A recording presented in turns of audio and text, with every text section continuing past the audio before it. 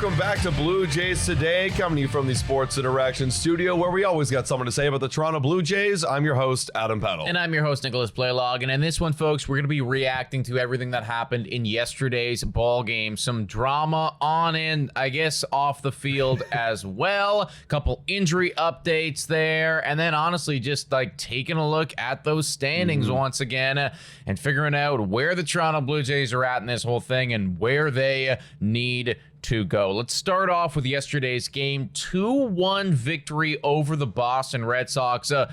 Didn't see that scoreline coming at all because Taillon took the bump, and both of us are thinking, okay, well, this is going to be a bit of a wash here. You look at the pitching matchups. I mean, like, their pitchers did what I expected their pitchers to do. I did not expect our pitchers to do what they did. Yeah. Taillon, 4 innings, no earned runs, and then you had Simeon Woods-Richardson come in, go 3 innings, and I'm going to say it was no earned runs because the one run that he did give up was freaking ridiculous. Yeah, we'll talk about that in a little bit, but yeah, you're right. Then you got Rogers coming in, Varlin after him, and just shutting the door down. Now, going back to Taillon, he left the game actually early, and he was hurt, and I'm thinking too, already now, with a beat-up bullpen, I'm thinking, oh shit, like immediately, we have 5 innings to cover, and the bullpen is absolutely exhausted. I know that you did make the move for Simeon Woods. That's why they made that move to get him, to get innings in case of a situation like this on a Taillon start, but that sucks. Like, he got hurt, he went out, but credit to Simeon Woods for stepping up and stepping in and you know, really showing the boys that he can play here in the big league level like he did the last time he was up here at the Bulls. Well, and he's going to have to continue to do so because should Taillon be out for an extended period of time, it is going to be Simeon Woods-Richardson that gets the call, right? I mean, you just got to fill out that rotation any way that you can. Now, Taillon, he exited with right forearm discomfort. To my knowledge, we haven't got an update on a long-term, situation in regards to him.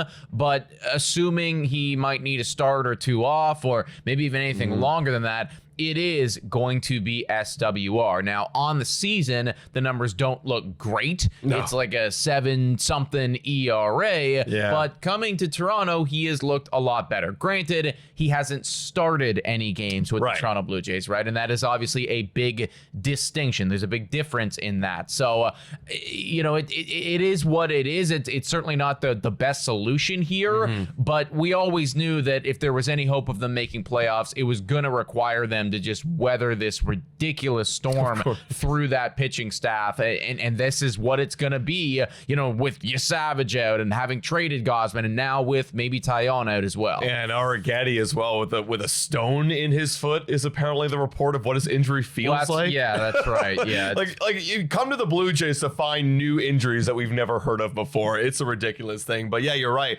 They have to weather the storm, and it's got to be the next man up mentality. Look, you already sold this trade deadline, so you're playing with house money right now, and a guy like Simeon Woods-Richardson, it's like, all right, you're the next one up and you can get it done. And like you said right there, yeah, he had great stats, 13 innings, and it should be 0 earned runs like you said, because of that weird controversial call. Now, we've talked about it at length on our social media, but bringing it up right here, I don't care what the fuck this rule 509C4 is. The point is, he did not tag up at third base, and he should know how many outs there are as a major league player. And because you didn't tag up, and the runner at first did not tag up as well, that should be a double play regardless of whether or not we weren't on the field to challenge or not. That's my 2 cents on it. Like, it's ridiculous, but it didn't hurt us in the end. If it did hurt us in the end, I'd be a lot more. Yeah, I'd be a lot more pissed if it did hurt us in the end. Now, to the Boston Red Sox, I guess credit or benefit of the doubt, the Jays also, we had no idea how many outs. Yeah, there were a couple of guys that it was pretty clear that, I mean, like the pitcher, right? It's like Woods-Richardson and the catcher, like they were off the map. They thought that was the end of the inning as well. There's a couple other guys too. And they should know it. Yeah, they should know better. Yeah. Like, everybody on that field felt like we had no idea what was going on there. After all that, though, like, once the Toronto Blue Jays did clue in, and it's like, oh, wait a second, like, there's actually only 2 outs here, and you got that out at first base. I mean, as far as I'm concerned, like, I think it's a bullshit ruling because the umpires didn't make it clear that that guy, over at third, who had kind of sauntered in the home plate, they didn't make it clear that he had scored, right? So it's like you leave the field and it's like, okay, well, we got out of that scoreless, we got the double play, great stuff. And then after the fact, they're like, oh, wait, actually, he did come around here, but you're not allowed to challenge anymore because you guys left the field. Which well, is horseshit. We didn't know that he had scored because you didn't tell us that. Because there's one out. we left the field, right? So that's honestly where the disconnect is for me. Now, the rule itself, kind of a silly rule. Like, why can't we challenge this once we leave the field, especially if you guys don't make it clear to us that a runner has come around until after the fact? Like, that to me is where it gets really silly. It was just like a cacophony of fuckery that was going on last night.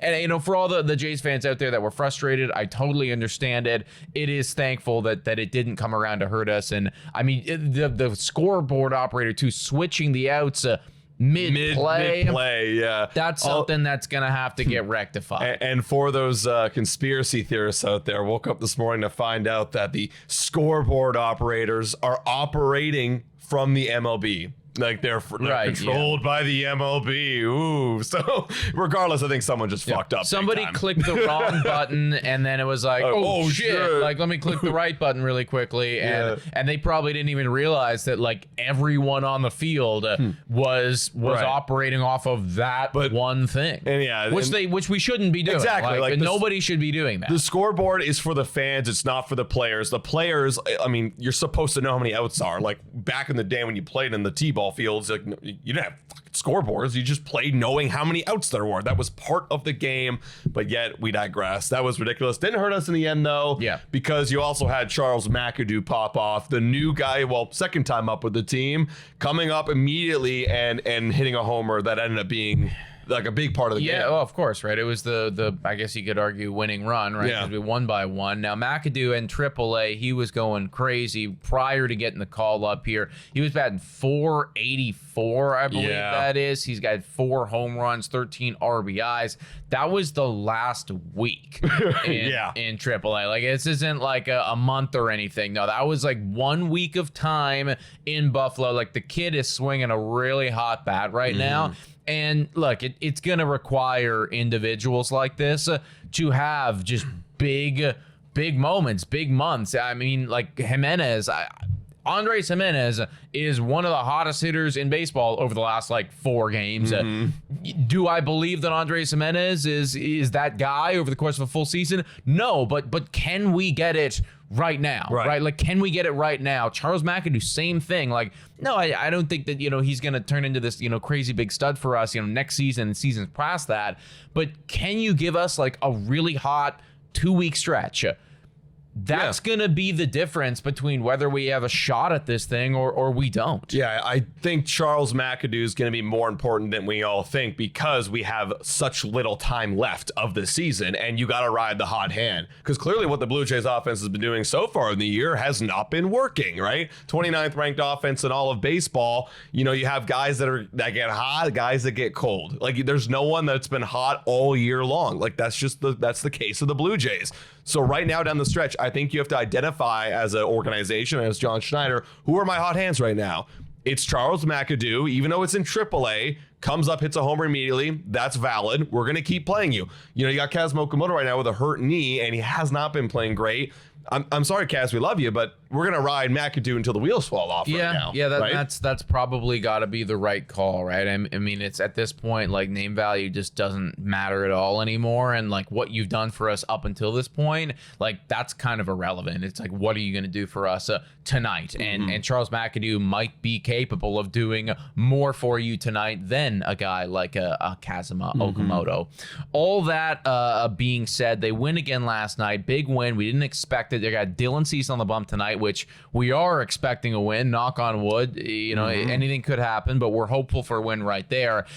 The sad part is that other teams are also winning right now. So they've kind of been stuck at this 3.5 games back margin, even though they won that series against Philadelphia and they won last night. We are still 3.5 games back, and that's because Texas won last night. Minnesota also won. Detroit has been winning. It is a bit of an issue. This was bound to happen eventually, but all you can do is just take care of your own business. And as it stands today, being 3.5 games back and having won again last night, the playoff odds have increased a little bit. I'm kind of surprised that they increased because all the other teams won, but still, I guess maybe they're riding with the momentum of the Toronto Blue Jays right here. McAdoo, big war guy. Could be, man. 8.6% is the current playoff odds for your Toronto Blue Jays. It feels like it should be a little bit better than that.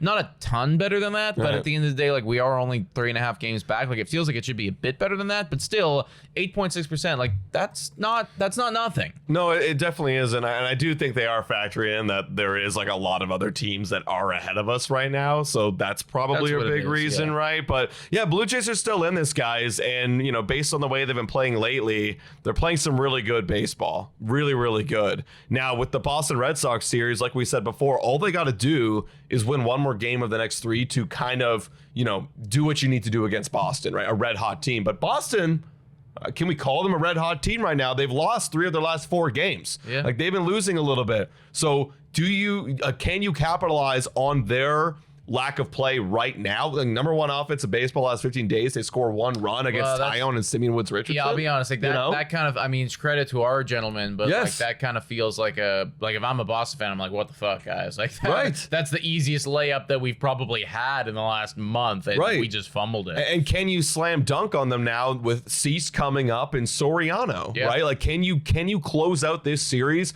with 2 more wins and get the series win? That's what you got to do if you're the Toronto Blue Jays and you want to increase that 8.6 to a 12.5 by the end of this 4-game series. That's what you got to do. Yeah, winning last night was honestly extremely key. We were both chalking it up as a pretty easy loss for the Jays, but that's just not been the case recently. I was thinking the same thing in Philadelphia, and the pitching matchups haven't really mattered too much because our bad pitchers are playing well right now, and we know that our good pitchers can play well. So it's really just can you have your offense do just enough? And yesterday they did do just enough. But we're gonna be live for today's game, everybody. Dylan Cease on the bump, another very good opportunity to win. We hope to see you all there. Let us know your thoughts about all this in the comments down below. The dramatic, contentious play, where they're at right now in the standings, and do you believe that they should have any hope of potentially going to the playoffs? Hit that like, smash that subscribe button. $5 a month to become a YouTube member. Shouldn't thank you to all of our current YouTube members. You guys are absolutely amazing, guys, and thank you so much for watching. And as always, go Jays, go! We're going to be posting every single day here on Blue Jays Today on our YouTube and our social media, so we hope to see you guys back soon.